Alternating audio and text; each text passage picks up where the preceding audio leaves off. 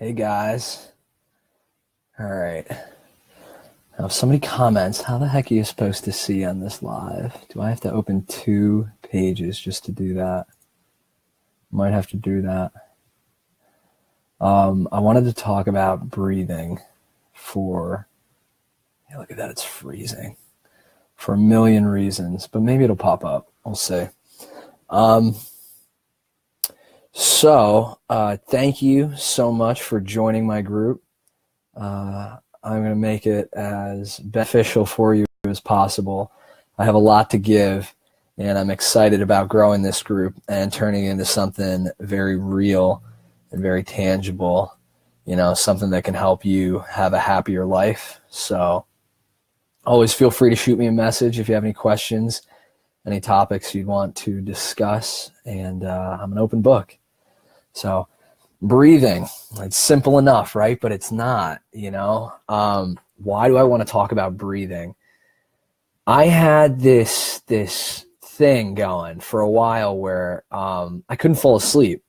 I'd be laying in bed and I would just tip over that point of conscious to unconscious, and I would jolt awake. And every time I jolt awake, I wasn't getting any sleep at all. If anybody's commenting, I don't see it, but I do see people checking it out. So I'm going to keep talking. But from over here, let me tell you. Here, let's see if I can bring it up. So imagine every time you go to fall asleep, you jolt awake, every single time. I couldn't. The only time I would fall asleep was actually if I was drinking. I would sleep, so I'd have to have a glass of wine, and then it's it's okay to have a glass of wine every day, but not if you need it, then it's not okay. So I was having just such a hard time sleeping that I decided to go to see a doctor about sleep and figure out what the heck was wrong with me. And my dad's a big guy. I am not. I'm 5'9", and 5'9" is the truth. But I thought that I had apnea because I would wake up in the middle of the night and be exhausted and be short of breath or have dreams that I was suffocating a lot. So I figured, holy cow, I must have apnea. And I went to see a sleep doctor, and they hooked me up with all this stuff, and I took it home, and they checked, and I was perpetually holding my breath multiple times. I held my breath 30 or 40 times a minute, just randomly would stop breathing and then start breathing again, stop breathing, start breathing again. And in fact, I'm glad it's still right here. This little beauty, I still have it. My CPAP. It's an awesome case. If anybody wants one, I'll ship it out to you. I don't need it. So why don't I need a CPAP anymore? Because I learned how to breathe the right way. So the doctor said I had apnea, which I kind of believe. I got kind of a bigger neck, so I thought maybe somehow I was pushing on my neck, and I went with the CPAP for a little while, and it worked. It worked really well for about a week, and it worked really well because placebos work. That's why. And I didn't have apnea. My problem was I was paying so much attention to my breathing that I wasn't able to let it go. So here's the first bit of wisdom, hopefully not too deep into 4 minutes into this. I'll be more concise, I promise. Breathing is something that you're consciously capable of doing, but really it's a subconscious behavior. It's not something that you're going, oh, gotta breathe now. It's something that goes on in the background at all times. Your body breathes by itself the same way that your heart beats, the same way that your cells regenerate, in a scab or a wound heals. Breathing is something that you don't have to think about until you do, and then you have to. You know what I'm saying? Do you guys know what I mean? I got 2 watching. So, what up, Chris? Cool. So breathing's something that you don't have to pay any attention to until you do, and then you have to. And if I was right, if that's Dr. Chris Lee giving a thumbs up, look, there is a comment. I can't see it. Yes. This guy, the man, the myth, the legend, Chris Lee, got me on this kick starting to breathe the right way.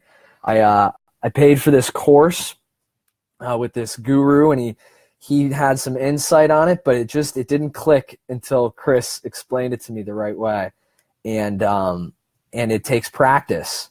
So the first thing you have to know how to do is how to breathe deeply. And my brother from another mother right there showed me exactly how to do it. And when you breathe and your lungs expand, they don't just expand outward like this, they have to go downwards as well. And when you're sleeping, if you're naturally sleeping, breathing naturally in your sleep, your diaphragm is actually going to pull your lungs down. It allows your lungs to fill with air and expand. So when you breathe deeply, you want your belly to come out. And it's something that you want to practice really, really often. So here I am with this CPAP machine, and I knew it wasn't working, so I packed it back up, and I was sleeping on and off. I was sleeping okay, getting it in my head that I needed to breathe more, and then conversation with Chris, and about a week later, working on it, just actively doing it. I would set an alarm for every hour. On the hour, I'd have to pause and just breathe, and I'd close my eyes if I could, and I would inhale very slowly and deeply and allow my belly to expand. And what I was doing was training my muscles, and my muscles got much better at breathing, and I started to sleep a little bit better, a little bit better, a little bit better. Now I sleep very well. But better sleep is just one of them. Not everybody has insomnia, but what I will tell you though, or if you struggle sleeping, falling asleep, or staying asleep, is that this practice and training your muscles to do something so that you don't have to consciously think about doing it can be such a release when you're trying to go to sleep. It doesn't take as much focus and energy to stay right at where you want to stay. Who's messaging me? So like, let's say you're falling asleep or you're trying to fall asleep and you can't do it. What you want to do is pay very close attention to your breath, and you want to close your eyes. You want to breathe deep, just like I was telling you. So I like to inhale Chris taught me a nice square. I like to do a rectangle, but whatever. Make sure you're inhaling very slowly, and as you're inhaling, allow your belly to expand, and only pay attention to your breath. Only think about your breath. Think about the feeling as the air enters your nostrils. Think about the feeling as your chest and your belly expand. Just pay so much attention to that. Pretend that it's if it's the most beautiful, person you've ever seen before. Pretend that it's the most interesting, entertaining thing you've ever seen. Just focus so hard on that. And as you're paying very, very close attention to your breath, and if you do this enough, it doesn't take a grip to focus on it.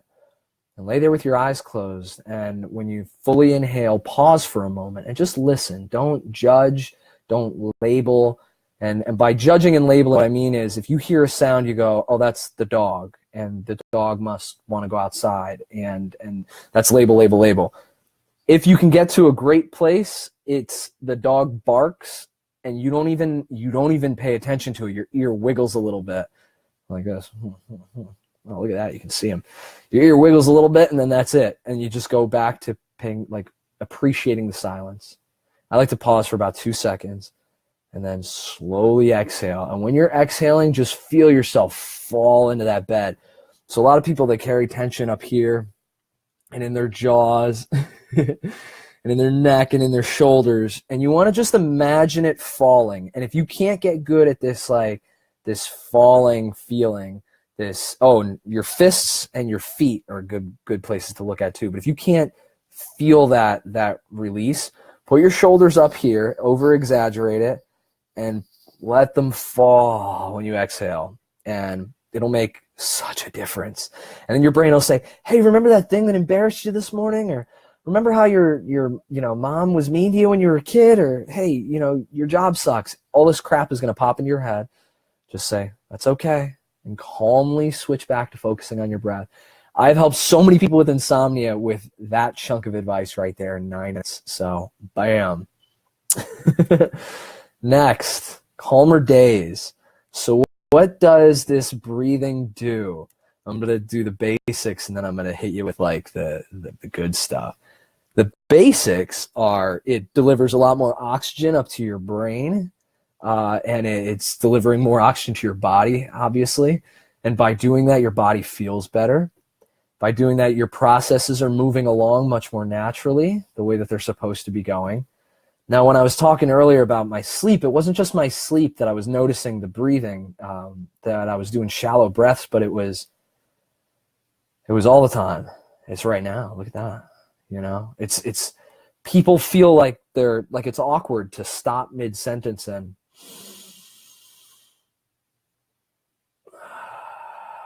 maybe it is, but who cares what other people think? This is so good for you. Just do this once in a while.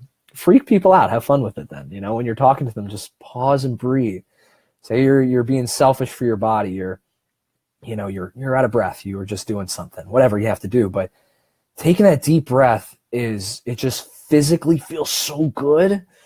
But it mentally feels really good too, because when you stop and you consciously breathe, you shut off the monkey mind. You shut off the chatter just for a moment.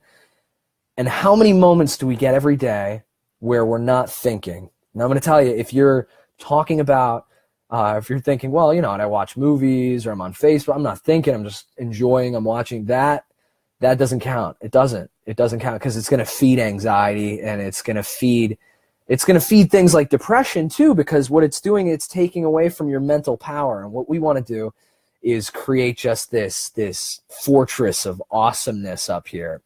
And fortress is a horrible word, but it needs to be very open and accepting. And to do that, you need to be able to breathe and to calmly take things in. So on my wall today, I posted, wouldn't it be amazing, something like that, if we had a pause button?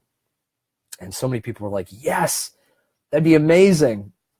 My buddy Andres is, he commented, oh, we do. And I'm like, you stinker, you're not supposed to tell anybody yet. But this is it. This is a pause. That's why I call this a pause breath, because pausing like this just, oh my God, how many fights you'll save, like in the house, who's guilty of saying the wrong thing, you know, at the wrong time, putting your foot in your mouth. That, man, old Kale, new Kale is still guilty of that stuff sometimes. But if right before you get angry, if right before you answer any question at all, you will be so happy with yourself, and you'll have such a better, more intelligent, more precise, concise, whatever answer, if you just pause for a second and just,